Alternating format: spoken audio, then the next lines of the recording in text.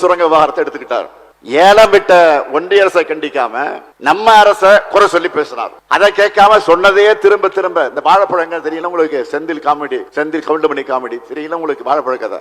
அது மாதிரி சட்டமன்றத்தை திரும்ப திரும்ப சொன்னார். நான் இப்ப உறுதியோடு எழுந்து நின்று சொன்னேன், நான் முதலமைச்சராக இருக்கிற வரை அந்த திட்டத்திலே தமிழ்நாட்டை பொறுத்தவரைக்கும் நாங்கள் அனுமதிக்க மாட்டோம்னு தெளிவா சொன்னேன். அரசை விமர்சனம் செஞ்சு அவர் சத்தம் போட்டு பேசினது சத்தம் போட்டு பேசினார், சபையில வாய்க்கிழியே பேசினார். அவைகளெல்லாம் ஒளிபரப்பாக இருந்தா ஆட்சியே கலைஞ்சு போயிருக்குமா, நம்ம ஆட்சி கலைஞ்சிருக்குமா. அவர் சத்தம் போட்டு பேசினத டிவியில ஒழுங்கா போட்டு இருந்தா இந்த ஆட்சியை கலைஞ்சு போயிருக்கான். என்ன ஒரு காமெடி இது.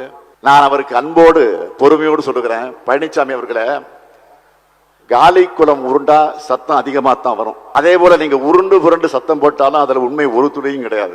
4 வருஷம் ஆட்சியில் இருந்து உங்க பதவி சுகத்துக்காக சுயலாபத்துக்காக பலருக்கு துரோகம் செஞ்சு தமிழ்நாட்டோட உரிமைகளை அடமானம் வச்சது உங்க கட்சி தான் மக்களுக்கு நல்லாவே தெரியும்.